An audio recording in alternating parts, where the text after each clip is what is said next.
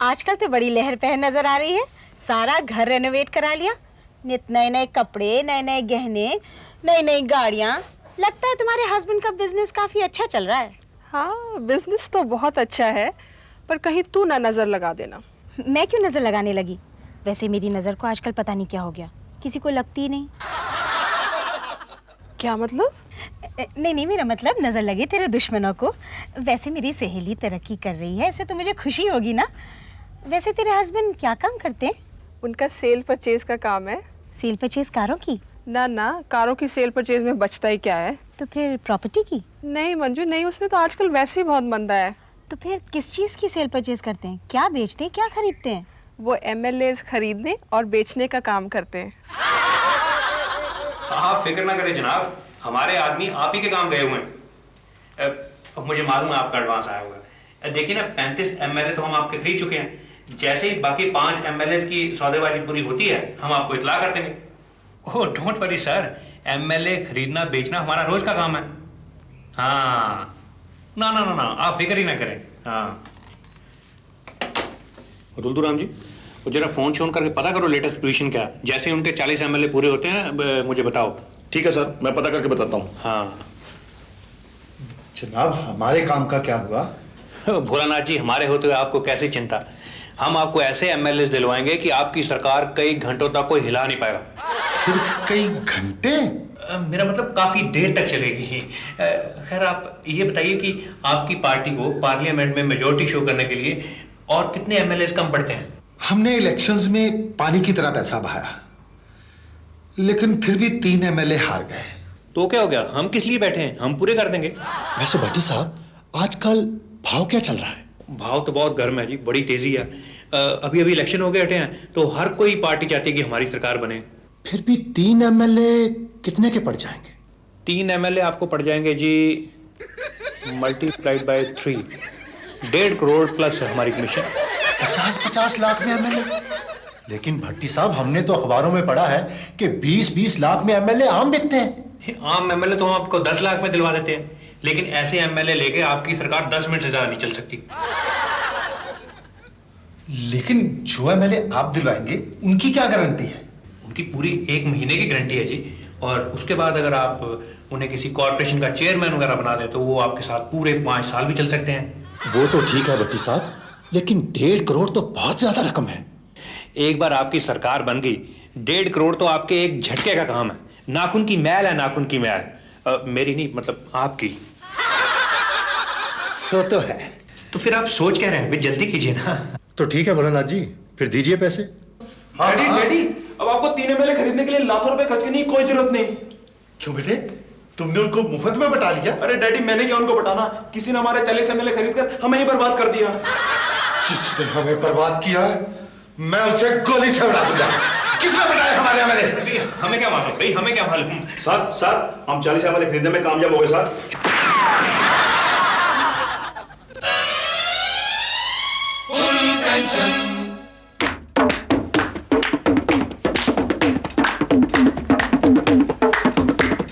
शाबा बेटा आ गया भाई, घर में बेटा आ गया भाई, बाबा बेटा आ गया। शाबा बेटा आ गया भाई, घर में बेटा आ गया। ओ बाबा बेटा आ गया। सुंदर चांस चमके तेरा, सुंदर चांस, ओ सुंदर चांस चमके तेरा, बेटा राज करेगा तेरा बेटा। ये क्या हो रहा है अपने पड़ोस में? ये इनके घर में बेटा पैदा हुआ ना, तो ये नाचने गाने वाले आए हुए हैं। ये कैसे हिजड़े हैं, टाइयां पहन के नाच रहे हैं? ये हिजड़े नहीं, ये टीचर हैं। जैसे ही किसी के घर में बच्चा पैदा होता है तो ये ट्यूशन बुक करने के लिए पहुंच जाते हैं।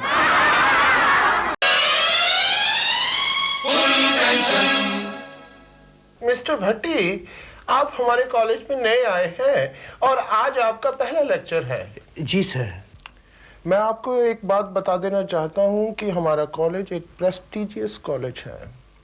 शहर के जितने भी बड़े बड़े लोग हैं, VVIPs हैं, सरकारी ऑफिसर्स हैं, उनके बच्चे यहाँ पढ़ते हैं।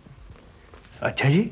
जब तक आप उन्हें पर्सनल टच नहीं देंगे, निजी तौर पे उनका ख्याल नहीं रखेंगे, आप उन्हें ठीक ढंग से पढ़ा नहीं पाएंगे।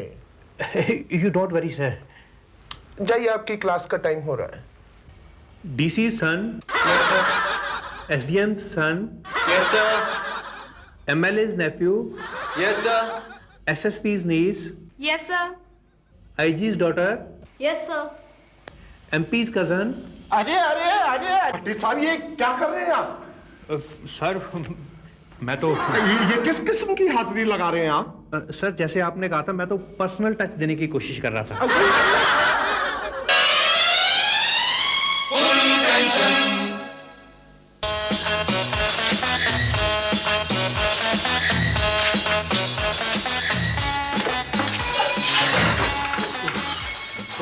आइए आइए डॉक्टर साहब, क्या हाल चाल?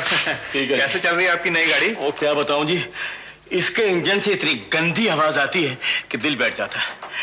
इसी स्कूटर पर मैं अपने एक हार्ट पेशेंट को देखने गया था। वो पेशेंट अच्छा खासा रिकवर भी कर रहा था, इसकी आवाज सुनते बेहोश हो गया। पूछिए पूछिए मंजू से। नमस्ते भाभी जी। भाभी नहीं, ये मेरी नर्स है।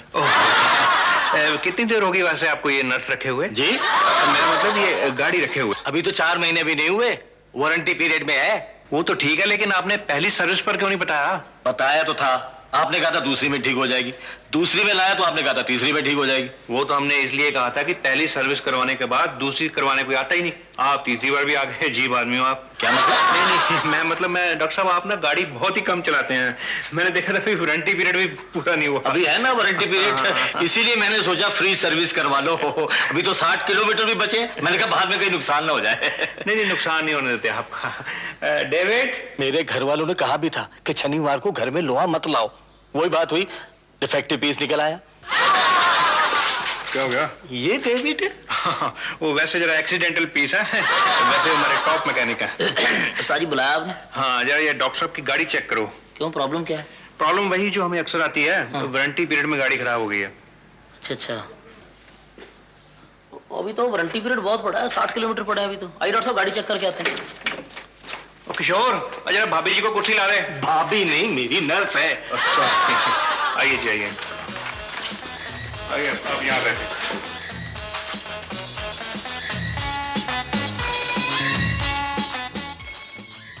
डॉक्टर साहब, मुझे तो गाड़ी ठीक ही लग रही है, कोई प्रॉब्लम लग नहीं रही गाड़ी में। पर ये आवाज तो आ रही है, घू घू घू। ये आवाज तो आपके मुंह से आ रही है डॉक्टर साहब। नहीं, मैं तो तुम्हें बोल के दिखा रहा हूँ कैसे आती है। अच्छा। ध्यान से सुनो। ओ कोई नहीं, देख लेते हैं डॉक्टर साहब। खोल के चेक कर लो। खोल कर भी चेक कर ले डॉक्टर साहब, पहले जरा चला कर तो चेक कर लें।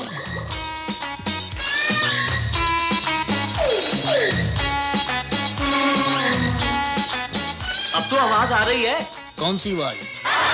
यार अब तो साफ आ रही है। ओ नहीं डॉक्टर साहब, ये तो पीछे से ट्रक की आवाज है। आप जरा ध्यान से सुनो भाई। डॉक्टर साहब, दरअसल यहाँ शोर बहुत है। मेरा ख्याल है हम एयरपोर्ट की तरफ चले हैं। एयरपोर्ट चलते हैं। बड़ी देर कर दी डॉक्टर साहब ने। आप कुछ ठंडा वंडा पी लें। नो थैंक यू, मेरा गला खराब है। वो तो कोई बात नहीं, आप बाद में दवाई खा लेना। डॉक्टर साहब तो आपके घर के ही हैं। पता नहीं कब आएंगे डॉक्टर साहब। वो तो बस डेविड गया ना जी, अब तसल्ली करवा के ही लाएगा। अब तो साफ सुनाई दे रही है आवाज। ये आवाज तो सड़क से आ रही है डॉक्टर साहब। घटिया तारकोल इस्तेमाल करते हैं ना, पता नहीं क्या बनेगा इस मुल्क का। मुल्क की नहीं, मैं स्कूटर की बात कर रहा हूँ। मेरा ख्याल है किसी पुरानी सड़क पर ट्राई करें डॉक्टर साहब, वहां ज्यादा पता लगेगा। पुरानी सड़क किधर मिलेगी आप? अरे डॉक्टर साहब, पुरानी सड़कें पुरानी दिल्ली में मिलेंगी। क्या बात है जी पुरानी सड़कों की। डॉक्टर साहब अभी तक नहीं आए, क्लिनिक बंद करने का टाइम हो गया। वो लो आ ही गए।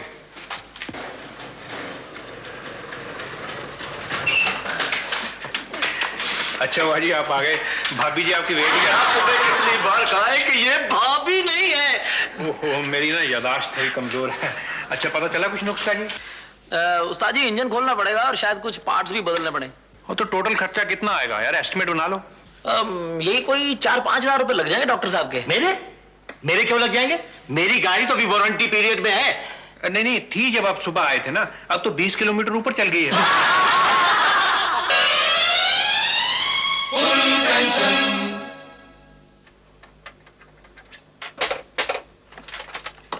उस्ताद जी, पता नहीं क्या प्रॉब्लम है इसमें।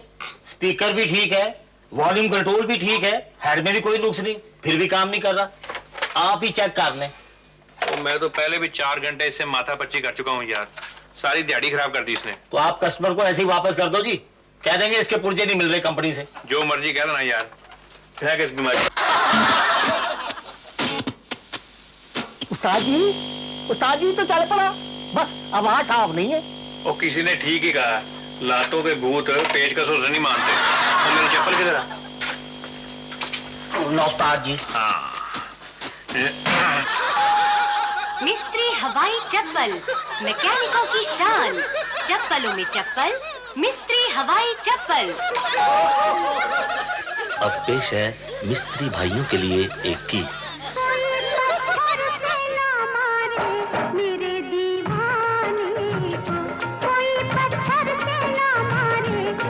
मिस्त्री जी, मेरा स्टीरियो ठीक हो गया? हो गया जी, हो गया। आप देख नहीं रहे कितना बढ़िया चल रहा है। मिस्त्री जी, इसमें नुक्स क्या था? नुक्स तो एक तो इसका स्पीकर खराब था जी, और दूसरा इसका हेड बदलना पड़ा हमें, और तीसरा इसके ना वॉल्यूम में कार्बन थी, बदल दिए, सब ठीक कर दिए। अच्छा जी, कितने पैसे बने? पैसे आपके हो गए जी 150 प्लस 150 प्लस 15, चलो आप 325 दे दो। पर मेरे पास तो 300 रुपए ही है। चलो आप 300 ही दे दो, समझेंगे कि लेबर नहीं ली। मिस्त्री जी, दोबारा खराब तो नहीं हो जाएगा? वो नहीं होता जी, हमारी गारंटी है, हम बैठे किस लिए? अगर खराब हो जाए फिर? खराब हो जाए तो इसे मेज पे रख के इस पे चप्पल मारना।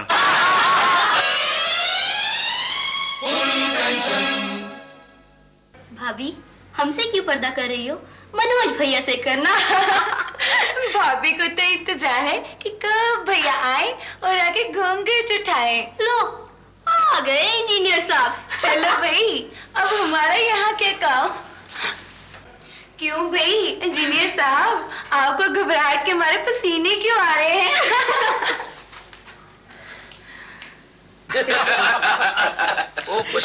पहली रात को तो बड़े बड़ों के हौसले पस्त हो जाते हैं। पर मनोज में कॉन्फिडेंस की कमी नहीं है। कॉन्फिडेंस की वजह से ही मनोज आज एयर कंडीशनिंग की लाइन में टॉप का इंजीनियर है। अरे मियाँ, बीवी कोई ऐसी नहीं है कि स्विच ऑन किया और ठंडी हवा देने लगी। मैं तो कहता हूँ घूंघट उठाते हुए ना उंगलियां कांप रही होंगी इंजीनियर साहब की। भाग रात है, घूंघट उठा रहा। नहीं, एसी की आवाज है शायद। मुझे लगता वोल्टेज कुछ कम है। तुम्हें गर्मी तो नहीं लग रही? थोड़ी सी, लेकिन ज्यादा नहीं। हाँ, मैं देखता हूँ 1 मिनट एसी को।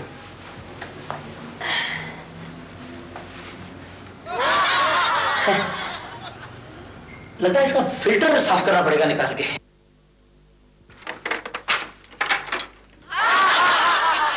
मेरे ख्याल अभी करना ले, सुबह कर लेना जी।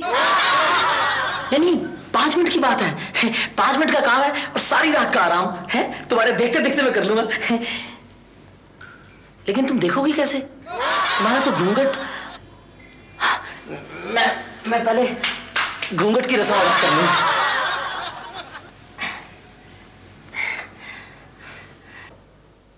सुहाग रात है, घूंघट उठा रहा। अब तुम मुझे मत रोकना। मैंने हजारों एसी ठीक किए हैं। ये चीज ही क्या है? ये 1.5 टन का एसी और मेरे सामने बोल रहा है।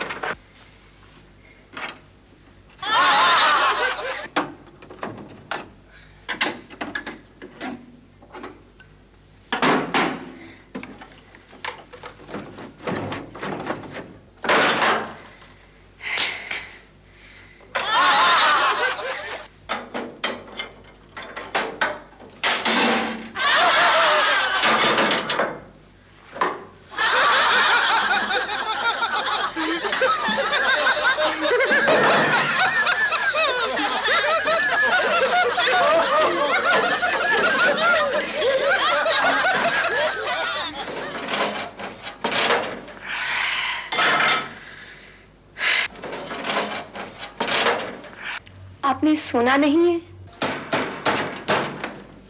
हट पगली, सुहागरात में भी कुछ होता है। और अब तो मुझे वैसे भी देर तक जागने की आदत पड़ गई है। एक दिन तो 3:30 बज गए मुझे किसी का एसी ठीक करते हुए। हाँ, अब तो मैं अपना टूल बॉक्स अपने पास ही रखता हूँ। अगर आज ये टूल बॉक्स मेरे पास ना होता तो अच्छा ही होता। कुछ कहा तुमने? जी नहीं।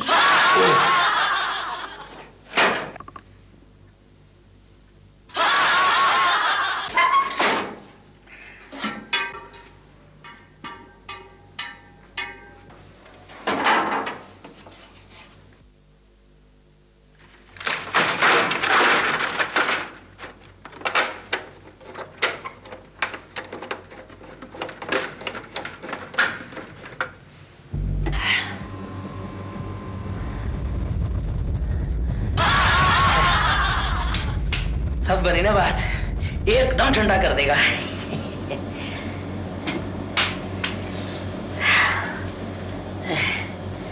सीमा, सीमा।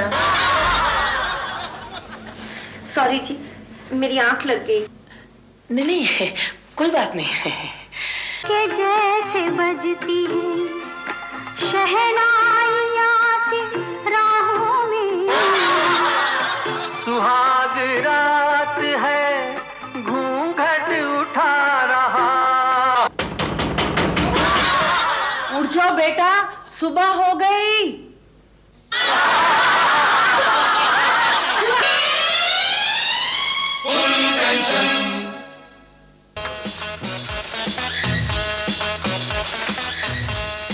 हाँ भी रामदीन, क्या पोजीशन है गाड़ी की? गाड़ी तो तैयार है जी, फैन बेल्ट नहीं मिल रही। हाँ तो 6211 गाड़ी से निकाल लो ना यार। साहब उसका मालिक गाड़ी में बैठा है, बड़ा कमीना आदमी है जी, सुबह से खाना भी नहीं खाने गया। 7211 से निकाल लो, कुछ ना कुछ तो करना ही है। ठीक है, 7211 से वो बेल्ट निकाल के ला जल्दी। हाँ, शाबाश यार।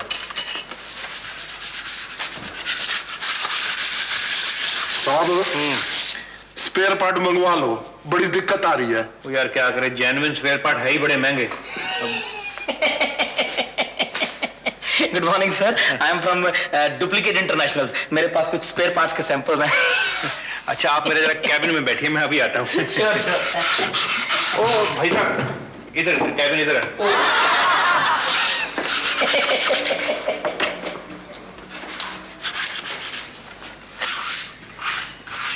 जनाब हमें भी थोड़ा टाइम दे दो। ओह ककड़िया साहब, मैंने देखा नहीं, सॉरी।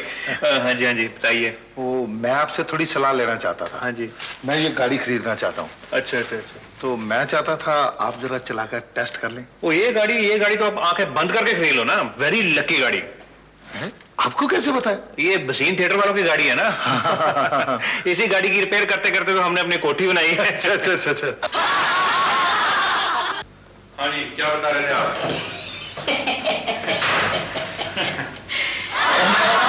हमारी कंपनी डुप्लीकेट इंटरनेशनल गाड़ियों के स्पेयर पार्ट्स बनाती है। हर तरह का डुप्लीकेट पार्ट हमारे यहाँ बनता है। टू बी वेरी फ्रैंक, हम तो बाजार से स्पेयर पार्ट्स लेते ही नहीं। ओ तो आप ओरिजिनल कंपनी से लेते होंगे? नहीं, हमारा इंटरनल अरेंजमेंट है। प्लीज साहब, हाँ ईटीओ साहब की गाड़ी की क्लच प्लेट खराब है। तो फिर ऐसे करो कि वो जो नीली गाड़ी आई है ना एक्सीडेंट वाली, उससे निकाल के डाल दो, उसका क्लेम तो बनना ही है। ठीक है। हमारे पार्ट्स भी आपको क्लेम के भाव ही पड़ेंगे सरदार जी, बहुत ही सस्ते। ये बात सस्ते की नहीं है, पार्ट्स ओरिजिनल लगने चाहिए। अब पार्ट्स तो सब बना लेते हैं, लेकिन मोर की क्वालिटी कुछ नहीं होती। आपने हमारी मोर नहीं देखी सरदार जी, हमारी मोर ही तो ओरिजिनल होती है। साहब, लिली गाड़ी की क्लच प्लेट तो पहले से खराब थी, उनके जो साइड में दूसरी गाड़ी खड़ी थी ना उसकी निकाल ली। ठीक है, निकाल दिए तो डाल दो यार, बताने क्या बात है बार बार है। जाओ। हमारे पार्ट्स की गारंटी है sir. Guarantee?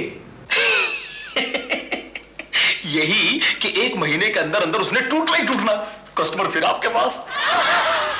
Good technology. Sir 4 गाड़ियां हैं, इनमें एक स्टीयरिंग, 2 एक रेडिएटर और भाई ऐसे करो, जो चाहिए ना उस गाड़ी से निकालो जिसकी अभी क्लच प्लेटें निकाली। ठीक है, और बार बार मेरे पास नहीं आना, गेस्ट बैठे हैं। ठीक है जनाब, बड़ा चर्चा है आपका, मार्केट में बड़ा नाम है। हर कोई कहता है सरदार जी ने कभी ओरिजिनल पार्ट इस्तेमाल नहीं किया। भाई ज्यादा तारीफ की जरूरत नहीं है, एक बार कह दिया कि आपके पार्ट्स खरीद लेंगे, ले लेंगे, आप चलिए। Thank you sir. कल आ जाना। Thank you sir. सरदार जी, वो गाड़ी तो हमने पूरी तरह उधेड़ दी, पर कमाल हो गया, उस गाड़ी के पुर्जों से 3 गाड़ियां ठीक हो गई। Very good, very good. क्या हुआ भाई, क्या हुआ? जनाब, मैंने आपसे कहा था कि हमारी कंपनी के पार्ट्स इस्तेमाल करना, ये तो नहीं कहा था कि मेरी गाड़ी के पार्ट्स निकाल कर इस्तेमाल कर लेना। वो तुम्हारी गाड़ी थी? ओहो, तो कोई बात नहीं, तो ऐसे करते हैं कि 2-4 दिन में कोई गाड़ी आती है ना, तो उसके पार्ट्स निकाल के आपकी गाड़ी में डाल देंगे। और मैं राजू जी, जा इन्हें लोकल बस में छोड़ा।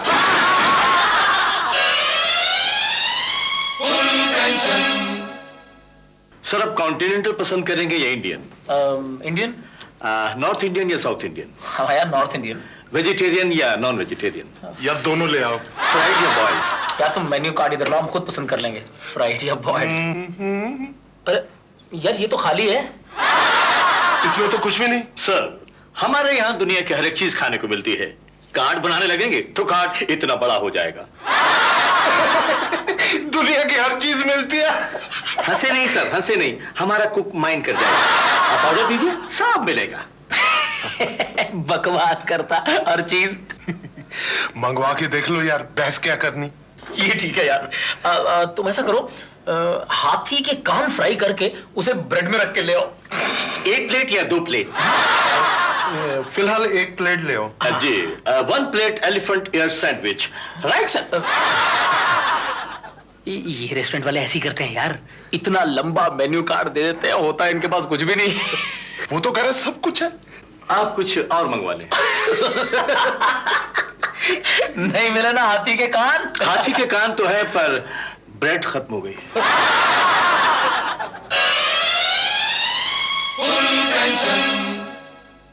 खाना तैयार है। पिंकी, जरा मिंटू को बुला के लो जल्दी। मिंटू, भाई जब तुम खाना बनाती हो ना, तो प्लीज एग्जॉस्ट फैन चला दिया करो। क्यों? क्योंकि खाने की खुशबू सारे घर में फैल जाती है। खुशबू तो बड़ी अच्छी चीज होती है, इससे तो इंसान की भूख चमकती है। तुम्हारे हाथों में पता नहीं क्या जादू है, खाने की महक से ही भूख मर जाती है। बन गया खाना?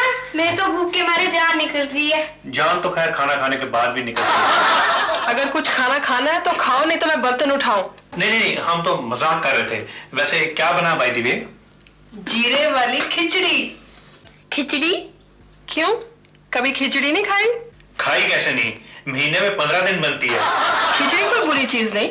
जब मैं होम साइंस कॉलेज में थी तो मैंने खिचड़ी पर थीसिस लिखा था। भूल जाओ प्लीज कि तुमने कभी होम साइंस की है। क्या? मेरा मतलब खिचड़ी का दिल नहीं है। मैं खिचड़ी नहीं खाऊंगी। मैं भी नहीं खाऊंगा। मैं तो खुद बाहर जा रहा हूँ होटल में खाना खाने। 10 मिनट ठहरो। मतलब कुछ बना रही हो नया कुछ खाने के लिए?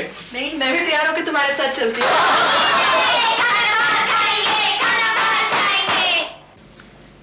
समझ नहीं आ रहा क्या मंगवाया जाए। कभी होटल में खाना खाया हो तो पता चले ना। शादी से पहले मैं होटलों में खाना खाता था। ये तो होटल बिल्कुल ही नया बना है, इसलिए मुझे थोड़ा समझ नहीं आ रहा। चिकन दो ताली, अरबी चिंगारी, सब जलेरिया। ये बीमारियों के नाम है? मुझे तो लगता है दवाइयों के नाम है। आपके सामने वेटर से क्यों नहीं पूछ लेते? नहीं नहीं, क्या सोचेगा वो? सोचता है तो सोचने दो, इसमें क्या है? Any problem sir? ये स्पेलिंग्स ठीक लिखे हुए हैं? हाँ ये सर, ये फ्रेंच डिश है। हाँ वो तो मुझे मालूम है। लास्ट ईयर जब मैं फ्रांस गया था तो मैंने नोट किया था ये स्पेलिंग थे। हाँ सर, आप ऑफिशियल टूर पे फ्रांस गए थे? नहीं, वैसे दशहरा देखने। सर और कुछ पसंद आया? सुनो भाई, ये ले आओ जो चौथे नंबर पे है ना, ये 250 रुपए वाला। ओह, सिजलिंग लीरिस लेंटिल काटे। जर्मन अच्छी बोल लेते हो तुम। Thank you sir. वैसे ये फ्रेंच डिश है। यार जो भी है ना, 4 प्लेटें जल्दी से ले आओ, भूख बहुत लगी है। Right sir. मैं तो पहले सूप पीऊंगी। मैं तो पहले आइसक्रीम खाऊंगा। भी जो मर्जी खाओ, जो मर्जी मंगवाओ, खुद पढ़ो खुद मंगवाओ, मुझे मत कहना प्रोनाउंस करने के लिए।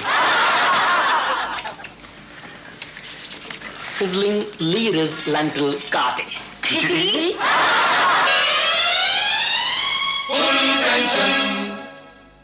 वेटर। Yes sir.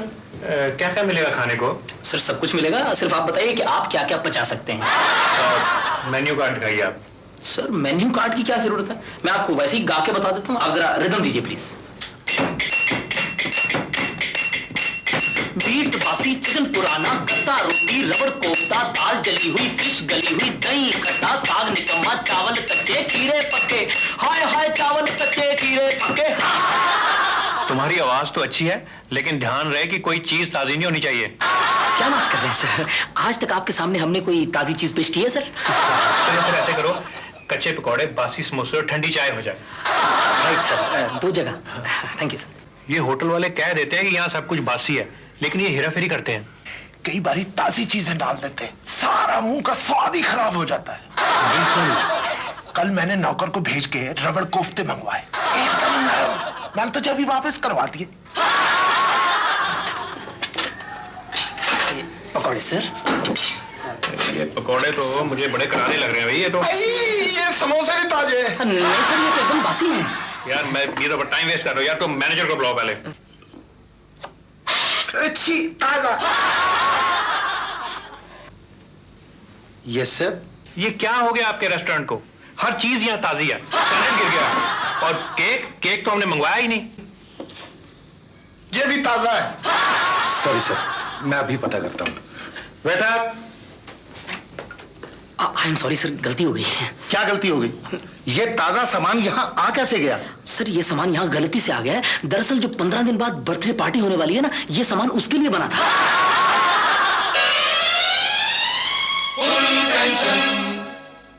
अब देखिए हमारा प्रोग्राम कैसे बनाएं कैसे खाएं। आज हम उन मोटे मोटे लोगों के लिए खाना बनाएंगे जो अपने मोटापे से बहुत तंग हैं। तो आइए देखिए आज की रेसिपी मोटापा कम करने के लिए। पड़ोसियों से मांगकर 6 आलू माइक्रो ओवन में रखकर 8 मिनट तक उबाल लें। अब पैदल बाजार जाएं और 250 ग्राम मक्खन की टिक्की पकड़ लाएं। अब साइकिल उठाइए और मंडी से 250 ग्राम प्याज, 100 ग्राम टमाटर, हरा धनिया, गाजर ले आइए। सबको काटकर अच्छी तरह से मक्खन में भून लें। उसके बाद गैस बंद करिए और खुद एक बार फिर बाजार की तरफ रवाना हो जाइए। आधा किलो क्रीम और 1 किलो चिकन पकड़ लाइए। चिकन को क्रीम में आधे घंटे तक धीमी आंच पर पकने दें और खुद ऊपर वालों के घर से नमक, मिर्च, मसाले पकड़ लाएं।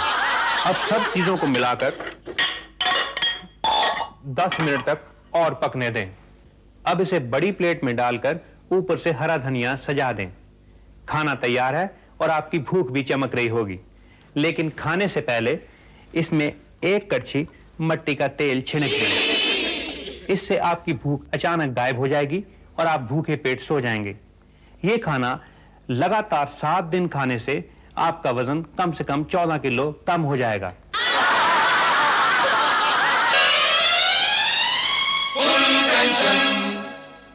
भाई आप लोग अजीब आदमी हो। जो कपड़ा हमने झंडियों के लिए मंगाया था उसके आपने पजामे बनवा लिए। आप पजामे तो बनाने थे जी। पजामे किसने बोला था? पजामे इन्होंने कहा जी। मैंने कब कहा? आपने तो कहा था। अच्छा अब झगड़ने का कोई फायदा नहीं है। आप ऐसे करो, जितने भी पजामे हैं उनको उधेड़ो, ठीक है, झंडे बनाओ। झंडे ज्यादा जरूरी हैं। ठीक है। कहाँ रखे हैं वो? अंदर है जी। चलो अंदर जल्दी करो। ठीक है। पटी साहब ठीक है, आज तक जो काम किया हमने एक साथ किया, और आज जब आपने ये पॉलिटिकल पार्टी बना ली तो मुझे बताया तक नहीं। क्यों, तुमने हमारी पार्टी में फूट डलवानी है? जी मैं तो आदमी बहुत काम का हूँ, आप मुझे अपना पार्टी वर्कर बनाकर तो देखें सर। अच्छा अच्छा, पार्टी वर्कर। हाँ। भाई तुमने कभी अपने हाथों से किसी बिल्डिंग का शीशा तोड़ा है? जी तुमने अपने हाथों से कभी किसी बिल्डिंग का शीशा तोड़ा है? नहीं जी, शीशा तो नहीं तोड़ा। किसी बस को आग लगाई हो? ना जी। किसी पुलिस वाले पे पत्थर फेंके हो? नहीं जी। किसी चोरी या बलात्कार में हिस्सा? सर मेरा तो कैरेक्टर ही बहुत हाई है सर, मैं तो एक शरीफ नागरिक हूँ। फिर तो तुम एक साधारण वोटर बन सकते हो, पार्टी वर्कर नहीं। सर कैरेक्टर तो मेरा आपके साथ रह के अपने आप बिगड़ जाएगा सर। क्या मतलब भाई? सर मेरा मतलब है सर, धीरे धीरे सीख जाऊंगा आपके साथ रह के, पॉलिटिक्स भी सीख जाऊंगा सर। अच्छा अच्छा, फिर ठीक है। तुम आज से फिर पार्टी वर्क शुरू करो। Thank you sir. मुझे क्या करना होगा सर? आप बैठिए। कहाँ सर? ये मेरी प्रेसिडेंट की कुर्सी छोड़कर आप कहीं भी बैठ जाएं। क्यों सर? क्योंकि मेरी पोस्ट पे इलेक्शन नहीं होती। यानी मैं सिर्फ पार्टी वर्क पर ध्यान दूं। तुम बम्बई का टिकट कटवाओ, वहां जाकर धर्मेंद्र को, जितेंद्र को अपनी पार्टी में शामिल होने के लिए मनाओ। सर अगर जितेंद्र या धर्मेंद्र ना माने तो अमरीश पुरी या प्रेम चोपड़ा को मना लूं? अरे मूर्ख, लोग अमिताभ बच्चन, राज बब्बर, सुनील दत्त ऐसे ऐसे हीरो को अपनी पार्टी में शामिल करते हैं और तू विलनों की बात कर रहा है। सर वैसे जिस तरह के काले धंधे आजकल पॉलिटिक्स में चल रहे हैं उस हिसाब से सूट तो विलन ही करते हैं। वैसे बात तो तेरी सही है। अगर हम अमरीश पुरी को अपने मंत्रिमंडल में फाइनेंस मिनिस्टर बना दें तो कोई नहीं पूछेगा कि पैसा किधर से आया, किधर को गया।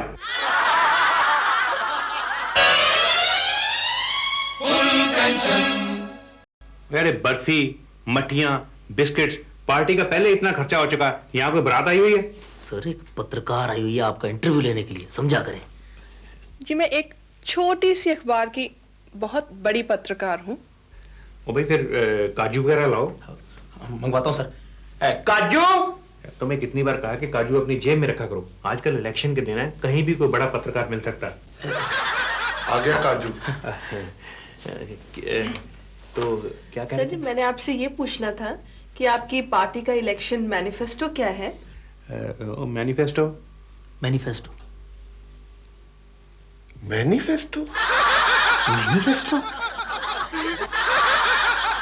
जी अगर आपकी पार्टी इलेक्शंस जीत ही जाती है तो आप जनता के लिए क्या करेंगे? फिर तो जो करेगी जनता ही करेगी, हम तो कुर्सी पर बैठा करेंगे ना। लेकिन भट्ट साहब जो कुर्सी पर बैठता है उसका फर्ज होता है कि वो लॉ एंड ऑर्डर सिचुएशन के बारे में सोचे, अडल्ट्रेशन के बारे में सोचे, करप्शन के बारे में सोचे। वो तो हमने सोचा ही हुआ है। वही तो मैं पूछ रही हूँ, क्या? एक तो हम जेब कतरों के लिए रेलवे स्टेशन और बस स्टैंडों पर विश्राम घर बना देंगे। मिलावट करने वाली वस्तुओं पर विशेष छूट दी जाएगी। जो खिलाड़ी विदेशों से हार कर आते हैं उन्हें नेशनल कोच बनाया जाएगा। भिखारियों को बस और रेलवे के फ्री पास दिए जाएंगे और स्मगलरों को बॉर्डर एरिया में सस्ते दामों पे रेजिडेंशियल प्लॉट्स मुहैया करवाए जाएंगे। रिश्वतखोरों को सरकारी समारोहों पे सम्मानित किया जाएगा। ये तो हुआ ना वीआईपी लोगों के लिए। आम जनता के लिए आप क्या करेंगे? आम जनता को जी हम प्लास्टिक के बने हुए बापू के 3-3 बंदर देंगे। ना सुन सुन सुन बुरा, ना देख देख देख बुरा, ना बोल बोल बोल बुरा, ना सुन बुरा देख बुरा बोल बुरा।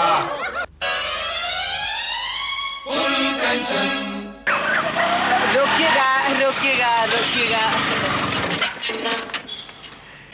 अगर आप बुरा ना माने तो आप अपना ड्राइविंग लाइसेंस दिखाएंगे? हाँ हाँ व्हाई नॉट। ये लीजिए। Thank you sir. ये तो ठीक है। Sorry for the inconvenience. अगर इंश्योरेंस के कागज हों तो वो भी जरा प्लीज। हाँ जी क्यों नहीं, ये मैंने पिछले हफ्ते पॉलिसी रिन्यू कराई है सर। हाँ ये भी ठीक है सर। ये भी आप रखें। अगर आप बुरा ना माने तो रजिस्ट्रेशन आपकी जरा चेक कर सकता हूँ? हवलदार साहब अगर आप बुरा ना माने तो मैं आपका आइडेंटिटी कार्ड चेक कर सकता हूँ? क्यों? क्योंकि जिस प्यार और अदब से आप बात कर रहे हैं ना, मुझे शक है कि आप असली पुलिस वाले नहीं हो सकते।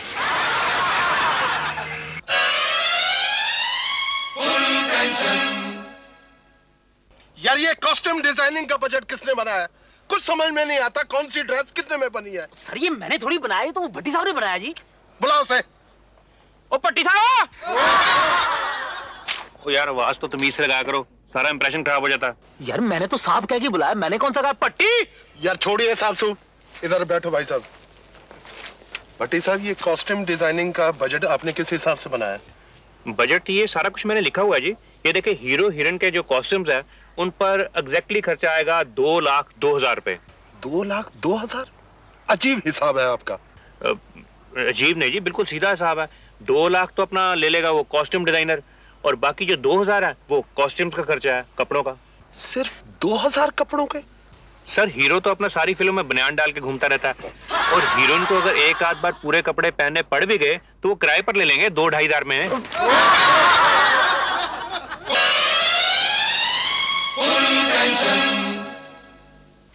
भट्टी साहब मुबारक हो, आपकी आने वाली फिल्म के गाने चारों ओर धूम मचा रहे हैं। रेडियो पर, टीवी पर, हर जगह टॉप 10 पर छा रहे हैं। बस जी रब की दया से थोड़ा बहुत पैच वर्क बाकी है, थोड़ा बहुत काम।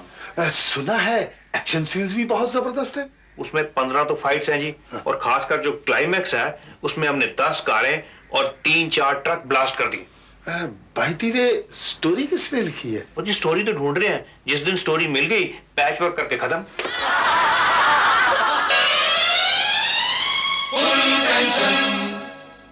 वो अपना रुलिया राम है ना, तो बी मल्ले वाला, उसके मल्ले में 3 दिन पानी बंद रहा। अच्छा, बड़ी हाहाकार मची यार। हर आदमी ने लिख कर म्यूनिसिपैलिटी को कंप्लेंट की, नारे लगाए, और रुलिया राम कार बैठा रहा। फिर मल्ले के प्रधान ने रुलिया राम का दरवाजा खटखटाया। खट खट खट।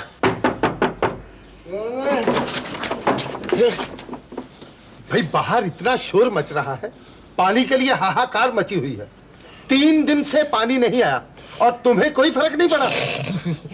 मुझे क्या फर्क पड़ना, मैं तो दारू वैसे भी पानी के बगैर ही पीता हूँ।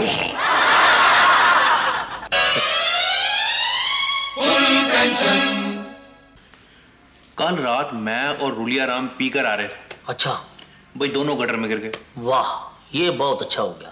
क्या अच्छा हो गया? नहीं, मेरा मतलब है दोनों इकट्ठे थे ना, दिल लगा रहा होगा, नहीं तो अकेला आदमी तो गटर में बोर ही हो जाए। हाँ, फिर इतना तो गटर का फायदा है ही है ना। अब देखो ना तो गटर में बच्चों की टैंट है, ना बीवी की झिकझिक, आराम से खुलकर बातें करो। यानी काफी खुलकर बातें की होंगी आपने, खूब चालक ले रहा होगा ना? नहीं, मैं तो उसे ना दरअसल सारी रात समझाता रहा, गटर में बैठ के। मेरा मतलब है क्या समझाते रहे?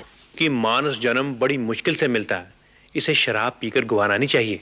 अच्छा, तो क्या कहता? कहता मनुष्य जीवन में तो शराब पी जा सकती है। क्या आपने कभी सुना है कि 4 बिल्लियां इकट्ठी होकर राम पी रही हो, या कुत्ते सोडे के साथ विस्की पी रहे हो, या कुत्ता टोन होकर नाली में पड़ा हो और आदमी उसका मुंह चाट रहा हो? फटी साहब, वैसे सच बताना, जिस तरह से हर चौथे दिन आप पीकर गटर में गिर जाते हो, आपको शर्म तो आती होगी? शर्म आती है, शर्म आती क्यों नहीं। अब देखो ना, हमारे मुल्क को आजाद हुए 40 साल से ऊपर हो गए, और आज तक हमारे मुल्क के गटर नहीं साफ सुथरे बन सके। देखो ना, अगर कोई विदेश का शराबी इनमें गिर जाए तो क्या सोचेगा हमारे मुल्क के बारे में। ये तो वाकई इंटरनेशनल लेवल पर बेइज्जती वाली बात होगी। तो आपके हिसाब से गटर्स में क्या क्या सुधार होने चाहिए? देखो जी, एक तो गटर्स में मिनी बार जरूरी है, ताकि अगर शराबी का नशा टूटता है तो उसे कम से कम अधिया पौआ वगैरह मिल सके। दूसरा, गटर में म्यूजिक का इंतजाम होना चाहिए। वाह, जैसे पंकज उदास की गजलें।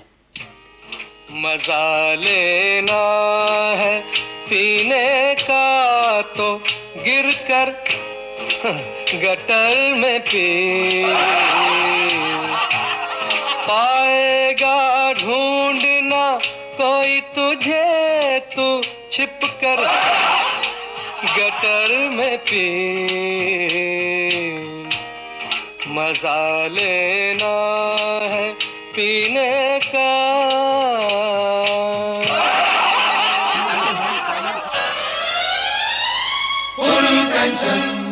फटी साहब, एक बहुत बढ़िया शेर याद आया। अच्छा है जी, कहता है। कौन कहता है? मैं ही कहता हूँ, और कौन कहता है? अच्छा, मैंने सोचा उधर से कोई कह रहा है। तो आप शेर का सारा मजा खराब कर देते हो फटी साहब। मैंने क्या मजा खराब किया? तू ही कह रहा है यार, कहता है कौन कहता है? ये एक शेर सुनाने का अंदाज होता है, आप चुप करके सुनो प्लीज। अच्छा ठीक। कि गिन गिन के जिसने जाम पिए उसने क्या पिए। गिन गिन के जिसने जाम पिए उसने क्या पिए। पीना उसी का है जो पिए बेखुदी के साथ। भाई वाह, बहुत अच्छा शेर है, और इसी शेर पर मुझे एक चुटकुला याद आ गया। तो देखो भट्टी साहब, शेर पर कुछ चुटकुला याद आना अच्छे मैनर्स नहीं होते, ये पढ़े लिखे आदमी को शोभा नहीं देता। ये मुझे याद आ ही गया तो मैं क्या करूं। ठीक है, अब याद आ गया तो सुना दो। आप कौन सा को बहुत कल्चर्ड आदमी है, बाजार आदमी कुछ भी कहते कोई माइंड थोड़ी करता। तू कहां से कल्चर्ड आ गया अभी? ये थोड़ा कि तू शराब के साथ 2 शेर सुना लेता तो कल्चर्ड हो गया। गिन गिन के जिसने जाम पिए क्या पिए, ये शेर भी तुझे तब याद आता है जब तू लोगों के पैसों की पीता है। जब तुझे कभी खुद पिलानी पड़ जाए तो कहता है लिमिट में पियो, लिमिट में पियो। वैसे पीनी तो लिमिट में ही चाहिए। तो मैं भी लिमिट की बात ही बता रहा था। कौन सी बात? यही कि एक पार्टी में एक डॉक्टर साहब आए हुए थे। हाँ। हाथ में उनके गिलास था, 3-4 मोटे पैग लगाए हुए। अच्छा। लोगों को समझा रहे थे, पियो मगर लिमिट से। शराब उतनी पियो जितनी तुम पचा सको। लेकिन डॉक्टर साहब, लिमिट का पता कैसे चलेगा? ये अपना अपना तरीका होता है। मैंने तो कसम खाई है, मैं तब तक पीता रहूंगा जब तक वो 2 वेटर खड़े हैं ना, मुझे 4 दिखाई देने शुरू ना हो जाए। लेकिन डॉक्टर साहब सामने तो एक ही वेटर खड़ा।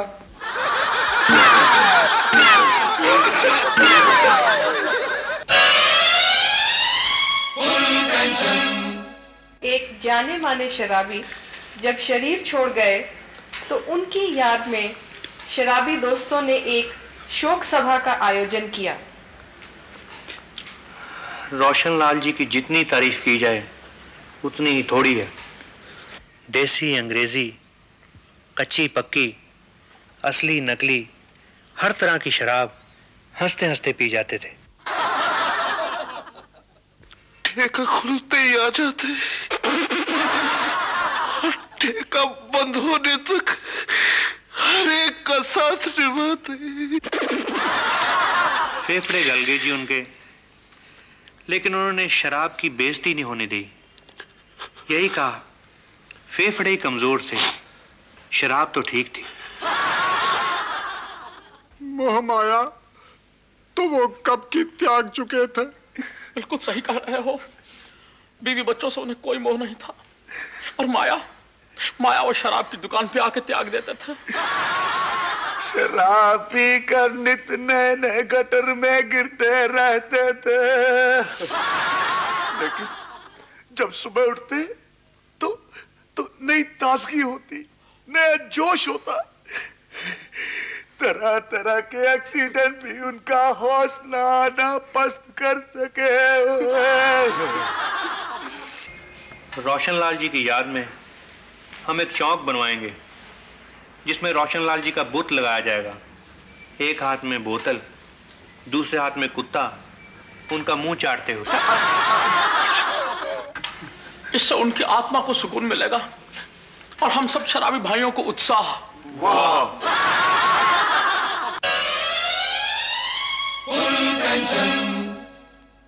डॉक्टर साहब क्या बताऊं, मेरा वजन इतना बढ़ गया है कि 2 कदम चलने के बाद थक जाती हूँ। थोड़ा सा चलने के बाद बैठना पड़ता है, सांस फूल जाती है और चला नहीं जाता। देखिए मैडम, वेट एक ऐसी चीज है जिसे कम करने के लिए एक एक कैलोरी का ध्यान रखना पड़ता है। हाँ। खैर फिलहाल आप ये 10 शीशे ले जाएं, इनमें एक एक कैप्सूल है और रोज पानी के साथ खा लें। कैप्सूल? पर डॉक्टर साहब मैंने तो सुना है कि वजन कम करने के लिए कैप्सूल्स खाने ही नहीं चाहिए। कैप्सूल तो है ही खाली, लेकिन शीशियां इतनी टाइट हैं कि हर शीशी खोलने के लिए कम से कम आपकी 120 कैलोरीज लग जाएंगी। क्या?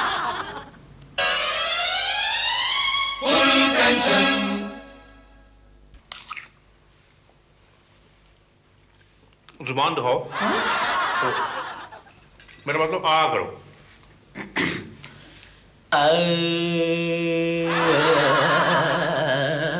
भाई गाना नहीं गाना, आ करो, वैसे आ करो।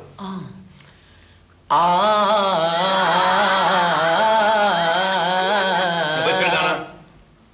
डॉक्टर साहब हम संगीतकार हूँ, बिना लय के आ नहीं कर सकता हूँ। तो आ रहने दें आप अपनी आंखें दिखाएं। ये बाईं आंख दिखाएं आप। मगर डॉक्टर मैं हूँ।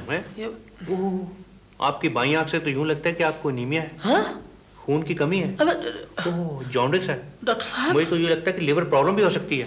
भाई आपकी बाईं आंख से तो यूं लग रहा है कि बीपी और शुगर भी चेक करना पड़ेगा। डॉक्टर साहब आप कृपया हमारी दाईं आंख देखिए, क्योंकि हमारी बाईं आंख पत्थर की है।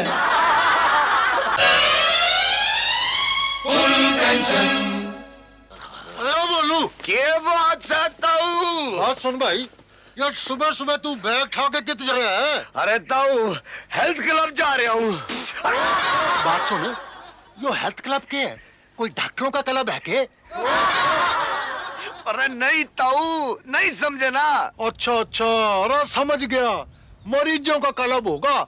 वहाँ सारे मरीज इकट्ठे बैठ के खांसते होंगे और आए आए करते होंगे।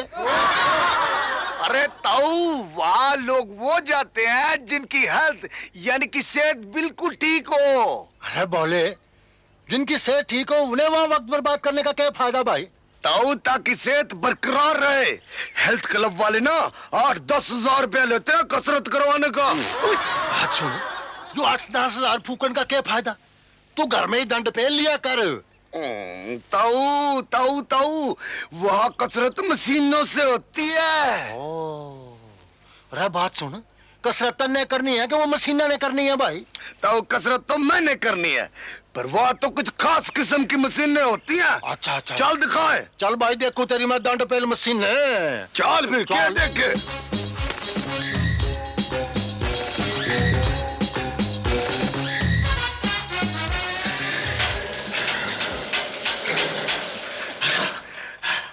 ताऊ यो साइकिल से इससे टांगा की ताकत बढ़ा।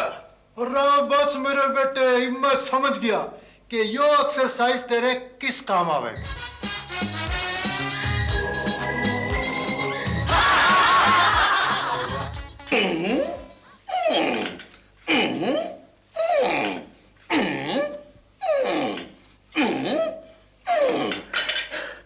ताऊ यो रोइंग एक्सरसाइज है, इससे शायद लगता है पीठ में ताकत आती है।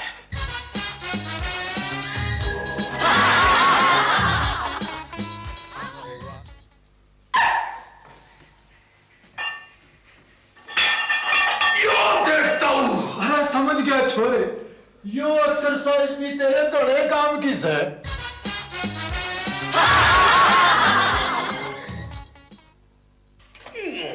ताऊ इसे फ्रंट पुली कहते हैं, अब फायदा खुद सोच ले।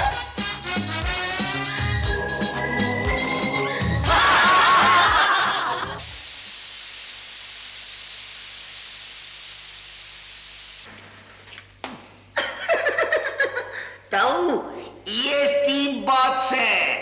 अच्छा अच्छा छोरे, समझ गया।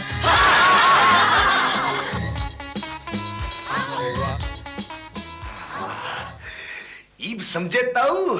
सब कुछ अपनी आंखा तो देख लिया। देखा कितना फायदा हुए। घने फायदे हैं। अगर पढ़ लिख कर भी तने नौकरी ना मिली तो मेहनत मजूरी करके 4 पैसे तो तू कमा ही सकता है।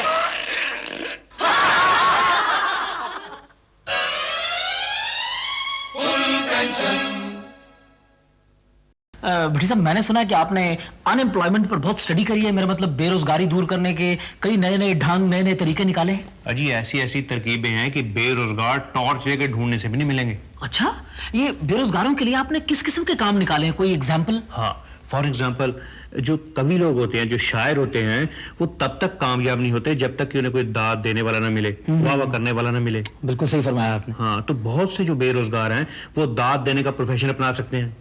उल्लू बैठा। वाह वाह वाह। अबे कहाँ दांत दे रहा है? हुजूर नया इस लाइन में सीख जाएगा, बच्चा है आपका। चुब्बे। हाँ हुजूर, इरशाद। उल्लू बैठा बाग में अपने पंख पसार। उल्लू बैठा बाग में अपने पंख पसार, कलियों ने घूंघट ओढ़ लिए, शर्म आ गई वहां। वाह वाह वाह, बहुत बढ़िया। वाह। मेरे साजन अब तो आजा। वाह। मेरे साजन अब तो आजा, करके टैक्सी कार। वाह वाह वाह, बहुत अच्छा। अच्छा हुजूर, हम माफी चाहूंगा, जरा अकबर सिंगापुरी के यहाँ जाना गजल सुनने। आज चल बेटे, आजा चल। भट्टी साहब, ऐसी बेहुदा शायरी तो सुननी बहुत मुश्किल है, इसमें वाह वाह करनी तो बहुत बड़ी बात है। नहीं नहीं, कोई प्रॉब्लम ही नहीं। ये तो जिन लोगों ने ये प्रोफेशन ज्वाइन करना हो, उन लोगों को अपने कान का एक माइनर ऑपरेशन करवा लेना चाहिए। उससे क्या होगा? उससे सुनाई देना कम हो जाएगा। सिर्फ ये अंदाजा लगेगा कि शेर कहां से शुरू हो रहा है, कहां खत्म हो रहा है। और किस किस्म के कारोबार हैं जी आपके माइंड में? अब कई लोगों के पब्लिक रिलेशंस बहुत पुअर होते हैं, उनकी किसी के साथ बनती नहीं, यहाँ तक कि उनकी शादी पर भी कोई जाने को तैयार नहीं होता। मेरी तो अपनी शादी पर बड़ी मुश्किल से 2-3 बाराती आए थे जी। हाँ, तो सैकड़ों बेरोजगार आप जैसे लोगों की शादियां अटेंड कर सकते हैं। अरे हमने तो अपने देवर की शादी में सारा कुछ भट्टी टेंट हाउस से मंगवाया था। अच्छा? टेंट, कनाते, क्रॉकरी, यहाँ तक कि 25 बाराती भी उन्होंने भिजवा दिए। एकदम सूटेड बूटेड एजुकेटेड बारात लग रही थी। वैसे ये अच्छा किया। और लड़के का चाचा, वो तो चौपाटी में भेलपुरी बेचता है। फिर टेंट हाउस वालों ने 500 रुपए में ऐसा चाचा भेजा कि तो एकदम इंग्लैंड रिटर्न लगता था। अब बहुत से शराबी ऐसे होते हैं जो ठेके तक तो अपने आप पहुंच जाते हैं, लेकिन पीने के बाद वापस घर आना उनके लिए एक प्रॉब्लम होती है। वो एक्चुअली उन्हें घर का रास्ता समझ में नहीं आता ना भट्टी साहब। तो ऐसे शराबियों को ठेके से वापस घर तक पहुंचाना, ये भी अपने आप में एक काम है।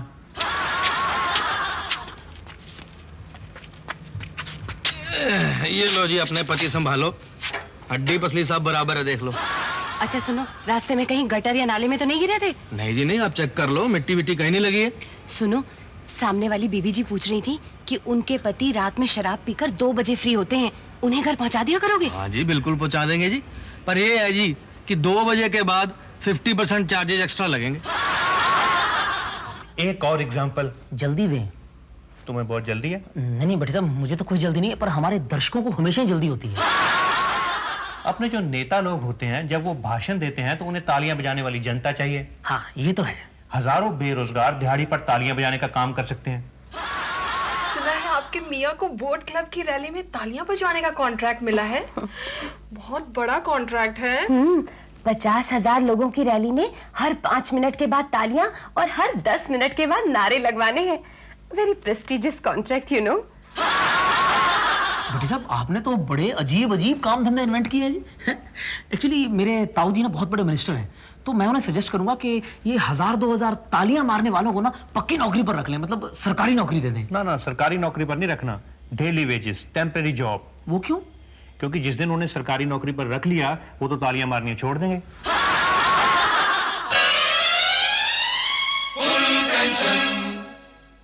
जी ये मेरा बेटा है, इसने अभी बीकॉम की है। जरूर नकल मार के की होगी। जी आप तो जानी जान है पंडित जी।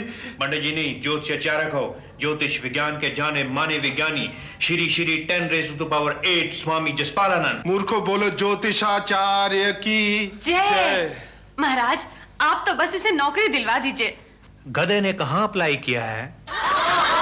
मम्मी मुझे गधा क्या है? चुप करो बेटा, इनके ज्ञान के सामने हम सभी गधे हैं। जी मेरे लाल ने अर्बन डेवलपमेंट अथॉरिटी में अप्लाई किया है, 12 तारीख को इंटरव्यू है। हाँ, urban development authority, UDA. Chairman है मिस्टर गोखले। जी हाँ, CL गोखले बहुत ही शरीफ आदमी है। हमने पैसे देने की बहुत कोशिश की पर बात बनी नहीं। कुंडली में गड़बड़ होगी। गधे की कुंडली कहाँ है? ये लीजिए महाराज। हाँ। भाई चेयरमैन की कुंडली और गधे की कुंडली मिल नहीं रही, मिलानी पड़ेगी। मिला दीजिए महाराज। वो तो फिर हवन करना पड़ेगा। 2,51,000 की होती और 11,000 की सामग्री लग जाएगी। ये बहुत ज्यादा है। वो तो फिर यूडीए में नौकरी मिलना इतना आसान नहीं है, वो भी इस गधे के लिए। ठीक है, आप सामग्री लिखवाइए। लिखिए, 1 टिन काजू, तले होना हो। फ्राइड काजू से कोलेस्ट्रॉल बढ़ता है। देवताओं का भी कोलेस्ट्रॉल होता है स्वामी जी? नए देवताओं का होता है। आगे लिखो। 2 सिल्क की साड़ियां, 4 कंबल, 1 गहरे नीले रंग का गर्म सूट। स्वर्ग में भी सर्दी होती है महाराज? जिस देवता की हम पूजा करते हैं उसे गर्मी, सर्दी, भूख, प्यास सब कुछ लगता है। हाँ, प्यास से याद आया कि 6 बोतलें विदेशी शराब की भी लिखो। ये कौन से देवता हैं? करप्शन देवता। करप्शन देवता खुश तो सारे खुश। ये सारी सामग्री 2,51,000 रुपए, ये सब 11 तारीख 11 बजे से पहले पहुंच जाना चाहिए। ठीक है महाराज, 11 बजे 11 तारीख से पहले सब सामग्री आपके चरणों में पहुंच जाएगी। डैडी अगर इतने पैसे खर्च नहीं है तो यूडीए के चेयरमैन को डायरेक्टली दे देते हैं, इनको देने की क्या जरूरत है? इस गधे को यह नहीं पता कि ईमानदार अफसर कभी डायरेक्ट डील नहीं करते, हमेशा अपने एजेंट्स के थ्रू काम करते हैं। एजेंट? मूर्खो बोलो एजेंट जसपालानंद की जय।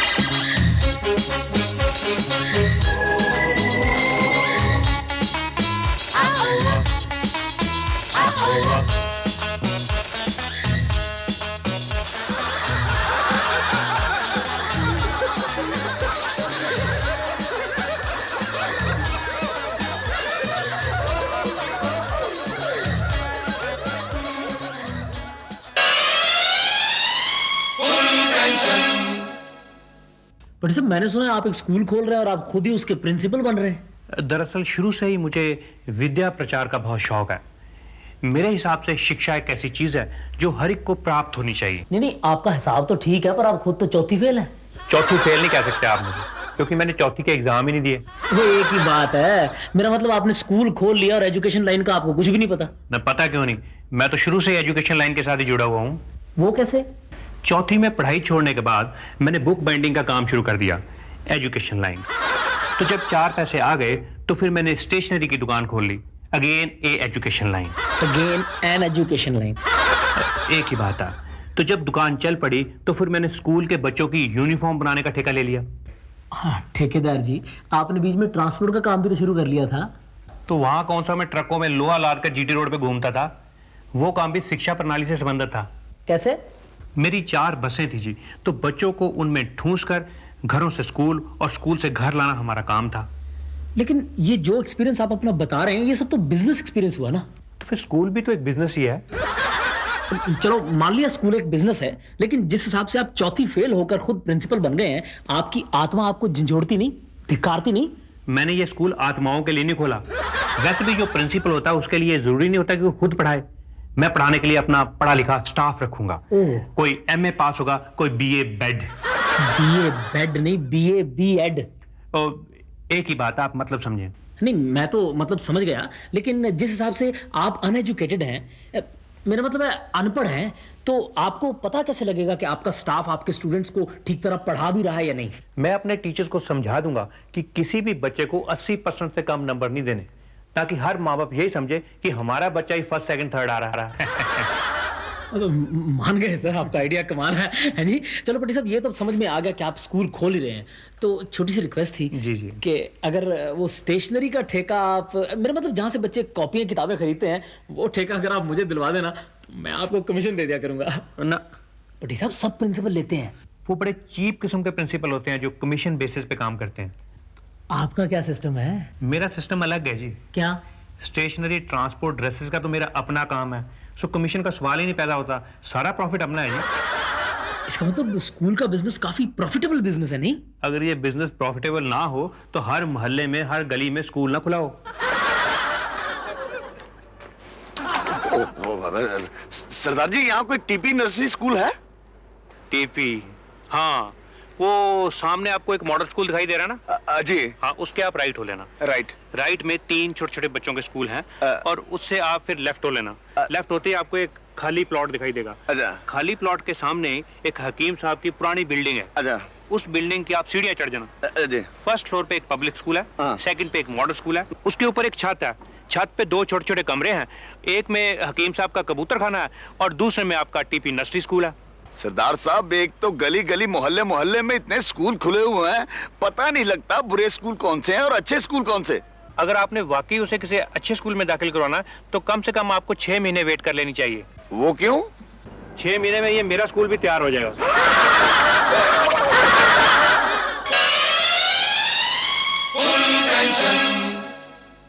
सेठ बिशंबर दास, हमने तुझे कहा था कि 4 तारीख से पहले 4 लाख रुपया पहुंच जाना चाहिए, लेकिन तेरे कान पर जूं नहीं सकी। मुझे माफ कर दे सरदार, मेरे पास तो फूटी कोटी भी को ना बची।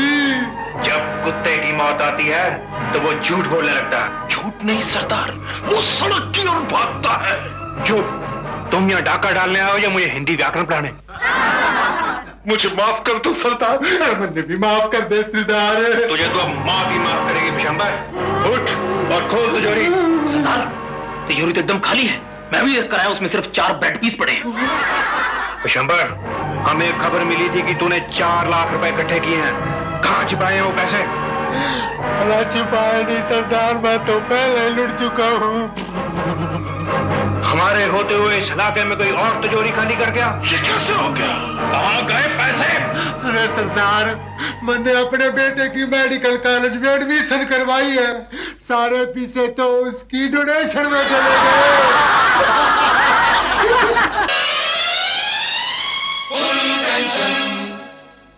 मैडम ये मेरा बीए का सर्टिफिकेट है फर्स्ट क्लास फर्स्ट, और सर ये एमए का सर्टिफिकेट है once again first class first. Sir ये शूटिंग का स्टेट लेवल का सर्टिफिकेट है, और सर ये कबड्डी का नेशनल लेवल का सर्टिफिकेट है। इसके अलावा मैडम ये हॉर्स राइडिंग में भी I was in number 1 position, और ये कुछ सर्टिफिकेट्स हैं जी ड्रामेटिक्स के, और इसके अलावा सर ये बैडमिंटन का सर्टिफिकेट है।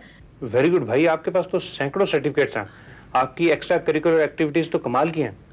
Thank you sir. Besides your studies, you've been so active. ये सारी प्रेरणा आपको कहाँ से मिली? मैडम इनफैक्ट ये सब मेरे पिताजी की मेहरबानी है। तुम्हारे पिताजी क्या काम करते हैं? उनकी अपनी प्रिंटिंग प्रेस है सर।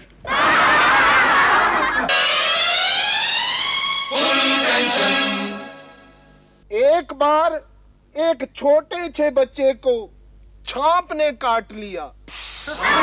बाबा जी ने तरच खाकर 2 उंजले पानी की छुट्टी। बच्चा जय बाबा जी करता उठ गया। बोल मेरे सतगुरु महाराज की जय। एक बार एक इलाके में 15 साल तक बरसात नहीं हुई। बाबा जी ने 8 दिन तक कुछ नहीं खाया। इतनी बारिश हुई कि बाढ़ आ गई। डिश। मांग लो बच्चा, आज मौका है, बाबा जी से मांग लो, सब मिलेगा। औलाद चाहिए बच्चा। नहीं महाराज, हमारे 2 बच्चे तो पहले ही स्कूल जाते हैं। तो फिर क्या समस्या है? महाराज हमें बुद्धि और शक्ति का वरदान दीजिए ताकि हम अपने बच्चों का ढेर सारा होमवर्क करा सकें। ये तो मेरे लिए असंभव है। क्यों महाराज? क्योंकि मैं खुद 4 साल पहले बच्चों के होमवर्क से दुखी होकर ही साधु बना था।